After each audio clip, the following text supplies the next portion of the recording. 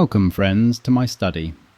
The afternoon light is fading beyond the window, and a gentle January rain patters against the panes. A most suitable backdrop, I think, for quiet contemplation. I trust you are comfortable, perhaps with a cup of tea, settled in your own haven. Today I wish to share some thoughts on a practice often dismissed as a youthful indulgence, or perhaps a mere record-keeping exercise, the art of keeping a journal. Yet, through the lens of Stoic philosophy, particularly as we navigate the landscape of our 60s and beyond, I believe it reveals itself as a profound and vital tool for inner peace, clarity, and enduring wisdom. For the Stoics, the pursuit of virtue and a tranquil mind was paramount, and self-examination was their constant companion on that journey. While their preferred methods often involved internal monologue and rigorous dialogue, the written word offers a unique, tangible extension of these very principles. The first profound lesson a Stoic journal offers us in our later years is that of the daily examination of judgments and perceptions. We, who have lived through many decades, often find ourselves reflecting on the past, sometimes with fondness, sometimes with regret, sometimes with a sense of wonder at how far we have come. The Stoic journal transforms this often unstructured rumination into a powerful discipline. It is not merely a place to recount the day's events, but crucially, to analyze our reactions to them. Marcus Aurelius, in his Meditations, offers us the quintessential example. His private writings were not an autobiography, but a daily wrestle with his own judgments, fears, and obligations. In our 60s, we possess a rich tapestry of experiences. Journaling allows us to hold these threads up to the light of reason. Did a minor annoyance today truly warrant the irritation it caused?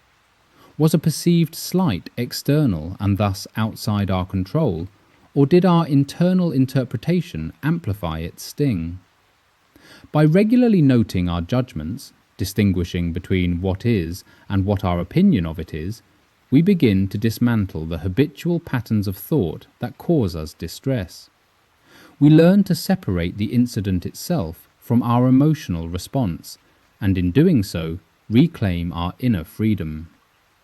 It is a powerful way to practice amor fati, a love of fate, by accepting what has been and finding the wisdom inherent in every twist and turn, rather than dwelling on the what-ifs or the should-haves. The journal becomes a silent, steadfast companion in this essential work of self-governance. Secondly, a Stoic journal in the autumn of life is an invaluable instrument for cultivating gratitude and perspective.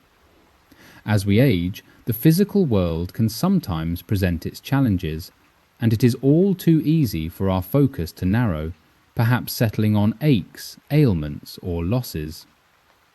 The Stoic, however, understood the vital importance of directing attention deliberately. A daily journaling practice can become a dedicated space for acknowledging the countless good things that persist, often unnoticed, around us. This is not about forced positivity, but a profound and rational appreciation for what is good, right here, right now. Think of it, the warmth of a morning brew, the sound of a grandchild's laughter, the simple beauty of the rain falling, as it does outside my window.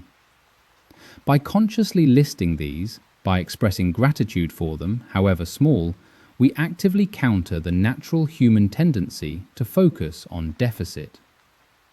Furthermore, the journal offers a platform for the Stoic practice of the view from above, mentally stepping back and viewing our immediate worries against the backdrop of the vastness of existence. Our personal concerns, while real to us, often shrink in significance when seen from a broader, more universal perspective. This practice, often aided by the written word, helps us to recognize the impermanence of all things, including our own physical selves, thereby fostering a deep inner peace that is not contingent upon external circumstances. It reminds us of memento mori, not as a morbid dwelling on death, but as a vibrant reminder to live each day with intention and gratitude, for life is finite and precious. Finally, keeping a journal in our later years serves as an indispensable tool for sharpening reason and defining core values. Life, even in retirement, continues to present us with decisions, dilemmas, and opportunities for moral choice.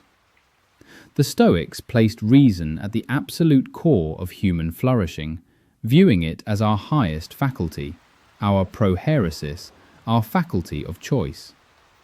The journal becomes a quiet workshop for this very faculty. By articulating our thoughts on paper, we are compelled to bring clarity to our reasoning. We can examine premises, test conclusions, and trace the logical implications of our beliefs and intended actions. Through this consistent written self-dialogue, we can refine our understanding of our most fundamental values: wisdom, courage, justice, and temperance. Have our life experiences perhaps blurred these lines? Has the world's clamour caused us to deviate from our true compass? The journal offers a sacred space to reconnect with these guiding principles, to hold ourselves accountable to them, and to plan how we might better embody them in our daily lives. It is not about achieving some elusive perfection, but about the ongoing, earnest process of striving towards living a virtuous and coherent life. It allows us to distinguish with greater precision between what is truly within our power to change and what must be accepted with tranquil resignation, thereby reducing anxiety and fostering a profound inner tranquility. So, I invite you to consider this quiet yet powerful practice. It is a journey of self-discovery, of cultivating resilience, and of deepening that inner peace we all seek.